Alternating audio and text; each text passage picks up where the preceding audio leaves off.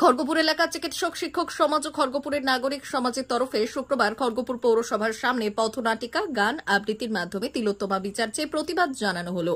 এই প্রতিবাদ সভাতে বিশিষ্ট শিক্ষাবিদ, চিকিৎসকরা উপস্থিত ছিলেন। আরজি করের ঘটনার প্রতিবাদ জানানো হয় শিল্পের মাধ্যমে। ঘটনার বিচারের দাবি ওঠে। উপস্থিত ছিলেন বিশিষ্ট চিকিৎসক গৌতম সাহা, মহাশ্বেতা চৌধুরী, সোমা সাহা সহ খড়গপুরের বিশিষ্ট চিকিৎসকেরা। খড়গপুর পুরসভার সামনে বসে ঘটনার প্রতিবাদ জানান তারা। বিচার যথাযথ হবে। We must continue to press for reforms wherever it is needed in government. একটা confusion দেখতে পাচ্ছি and win them over to this side of the movement. Blatantly select মানুষ হওয়ার প্রতিজ্ঞা শপথ নিয়েছিলাম মানুষ সরকার। ওই আজকালকার নেতা মন্ত্রীদের ছেলেমেয়েরা যেমন বন্ধ করে ওই হেরে গেছি, কিন্তু তাই বলে কোনোদিন ওই লড়াইয়ের ময়দান ছেড়ে পালিয়ে আসেনি স্যার, কোনোদিন নয়। আর আপনারা আমাকে কি করেছেন? আমি এই হাসপাতালের প্রাক্তন ডেপুটি সুপার। কি করেননি আপনারা? বেওয়ারিশ লাশ বিক্রি, হাসপাতালের ইউজ বর্জ্য বিক্রি, আর পয়সার বিনিময়ে ইচ্ছে করে পাস করানো, ফেল করানো, এমনকি পার্কিং প্লেস বিক্রি। হাসপাতালের সমস্ত কেনাকাটায় 20% কাট মানি মুখ্যমন্ত্রীর দপ্তরে, এমনকি অ্যান্টি করাপশন ব্যুরোতে বছরের পর বছর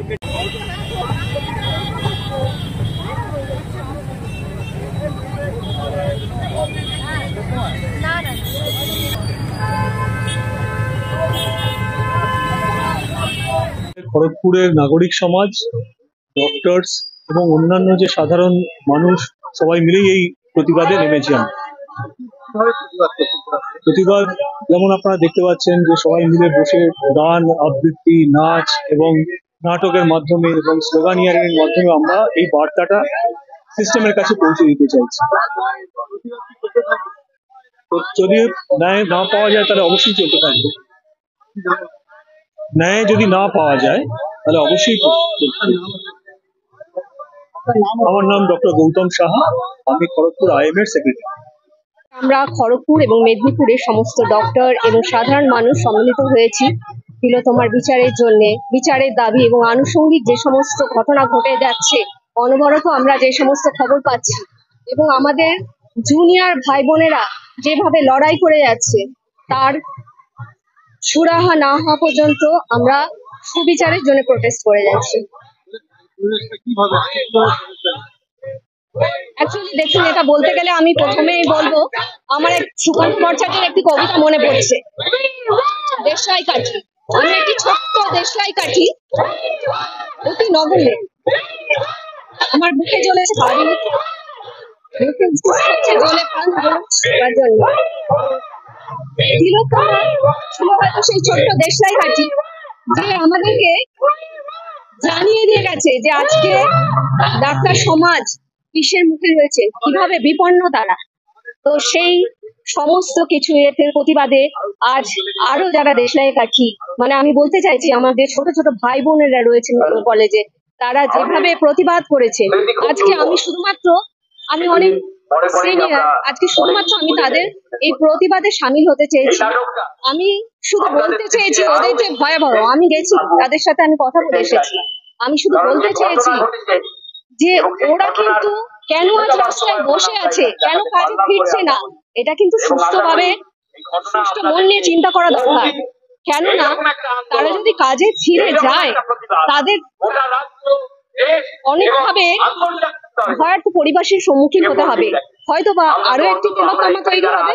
তাই আমি বলবো তারা তখনই ফিরে যাবে যখন চিত্ত যেথা ভয় শূন্য, উচ্চ যেথা শির।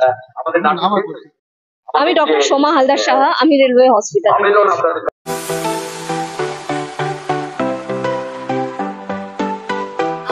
ওয়েল্ডার, আমিন সার্ভেয়ার অ্যাসিস্ট্যান্ট হাউস ওয়ারম্যান ও মোটর ওয়াইন্ডার বিষয়ে প্রশিক্ষণ নিতে চান? আপনাদের জন্য পশ্চিমবঙ্গ সরকার কারিগরি শিক্ষা বিভাগের অনুমোদন প্রাপ্ত প্রতিষ্ঠানে প্রশিক্ষণ নেওয়ার সুবর্ণ সুযোগ। সৌনাভ ট্রেনিং সেন্টার আপনাদের সামনে সেই সুযোগ এনে দিচ্ছে।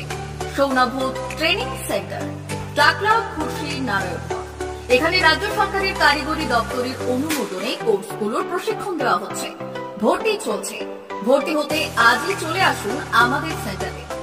এখানে ওয়েল্ডার, আমিন surveyor assistant, assistant house wireman, motor winder কোর্সগুলির প্রশিক্ষণ পেতে আজই চলে আসুন নারায়ণগড়ের সৌনাভ ট্রেনিং সেন্টারে।